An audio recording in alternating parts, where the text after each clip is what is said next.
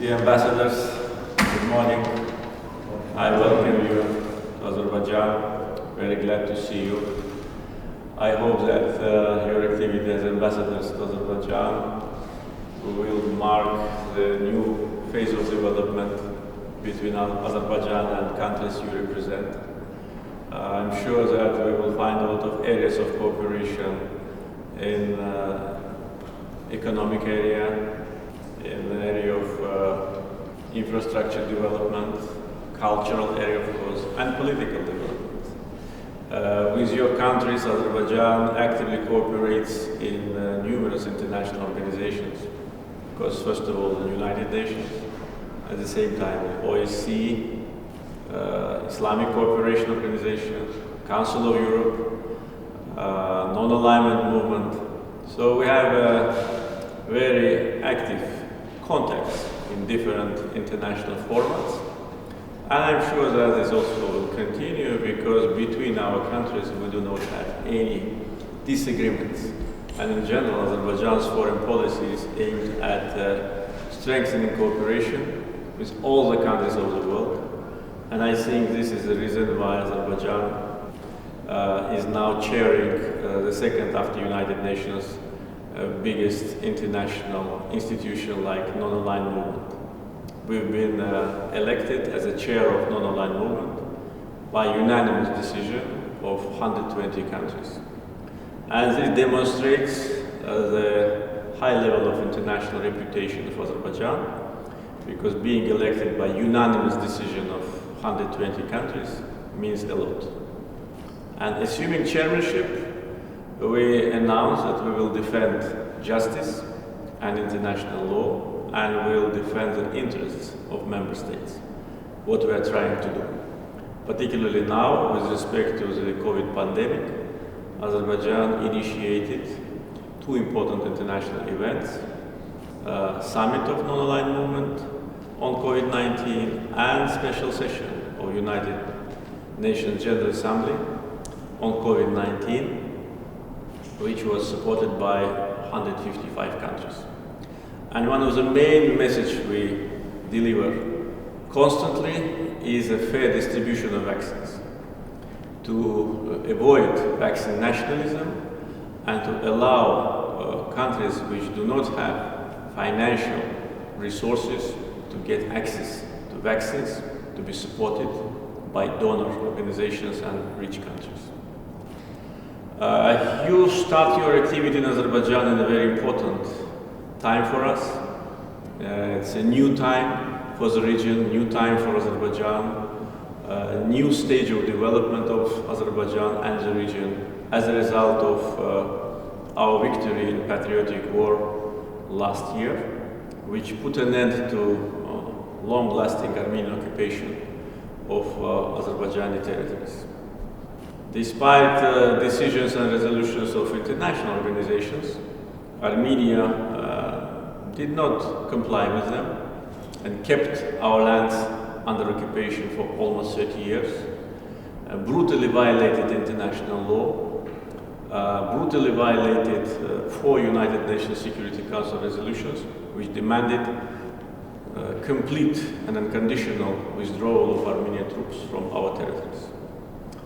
For 27 years, these resolutions were on paper without any progress. So Azerbaijan implemented resolutions itself, restored its territorial integrity, and put an end to this injustice.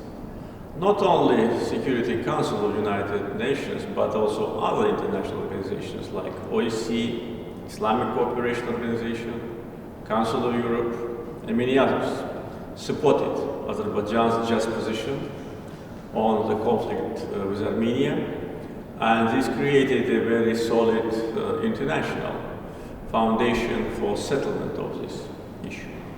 So we acted in the framework of international law. We acted based on the UN Charter, which gives a right to all countries for self-defense, and that was exactly what we've done during the 44 days war. After the war, it's a new reality in the region, new situation, and Azerbaijan immediately started the process of reconstruction of the liberated territories. You will visit the liberated territories, you will see yourself the total devastation of our cities, villages, of our historical and religious sites.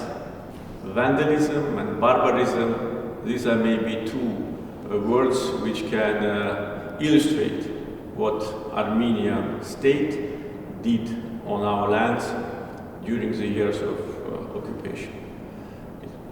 We are now in front of the big challenge. We need to return internally displaced persons. We need to return hundreds of thousands of Azerbaijanis back, but it is not possible today because of landmines. Hundreds of thousands of landmines have been planted by Armenians, and after war stopped, for the last 7 months, we had more than 100 Azerbaijanis killed or injured because Armenia did not give us the landmines. Just recently, due to the active communication of international organizations, we are coming closer to getting some information about Armenian landmines. I hope to have good news soon, but I don't want to say something before we have these results. But Armenia has to give us all the landmines, all hundreds of thousands which they have planted. And if they do not do it, that will once again demonstrate the terrorist origin of this country. And after we clean the area, and in parallel with that, we will start reconstruction, rebuilding of our cities and villages. It's a big area, more than 10,000 square kilometers, which was liberated by our army and which was liberated as a result of November 10th last year, joint declaration of the presidents of Azerbaijan, Russia and Prime Minister of Armenia, which put an end to Nagorno-Karabakh conflict. And declaration which was signed on November 10th last year is not just a declaration on ceasefire, as some countries want to present. It is much broader than ceasefire, because it clearly shows how the future development will continue. It provides opening of communications. It provides peacekeeping operations. It is a declaration of the future cooperation in the region. Therefore, it's not a ceasefire document as some want to present it. It's a foundation for peace agreement between Azerbaijan and Armenia. And unfortunately, our public statements that we are ready to start negotiations with Armenia on peace agreement are not answered by Armenian government. Our proposal, which is supported by big international actors, to start negotiation on delimitation of state border with Armenia, also is ignored by Armenian government. This we cannot understand. If Armenia wants peace, we need to have peace agreement. If Armenia wants war, they will get the same result as they got last fall.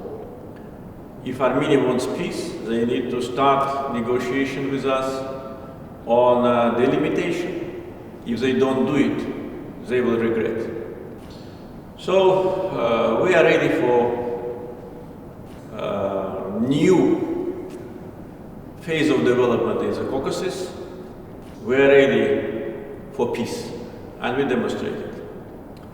And I'm sure that during your future visits to Azerbaijan, you will see that our words and our statements and our signature has the same value.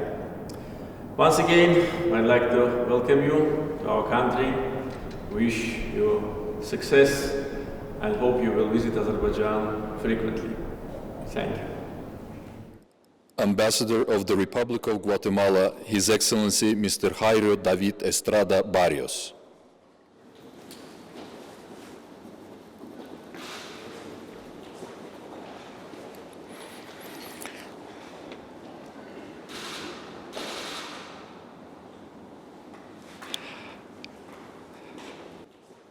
The Ambassador of the Republic of Ireland, Her Excellency Mrs. Sonia McGuinness.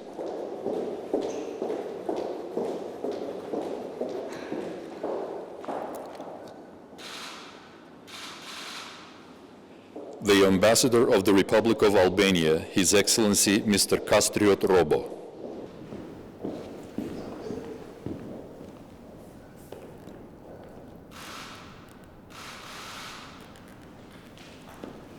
The Ambassador of the Kingdom of Norway, His Excellency Mr. Erling Skjonsberg.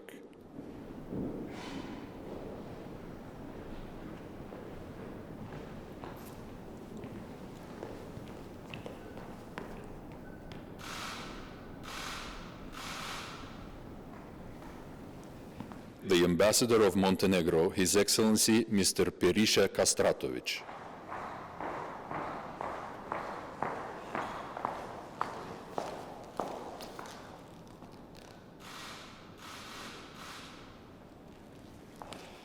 The Ambassador of the Republic of Estonia, Her Excellency Mrs. Anneli Kolk.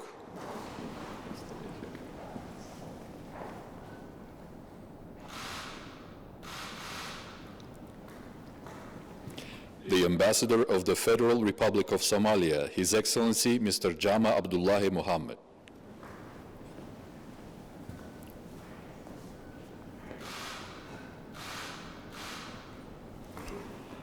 The Ambassador of New Zealand, Her Excellency Mrs. Wendy Jane Hinton.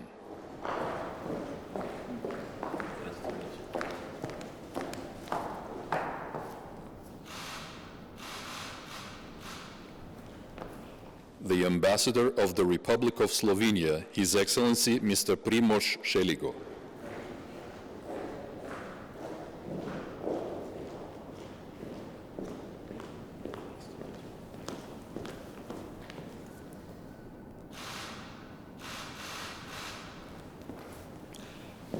And the Ambassador of the Kingdom of Denmark, His Excellency Mr. Danny Annan.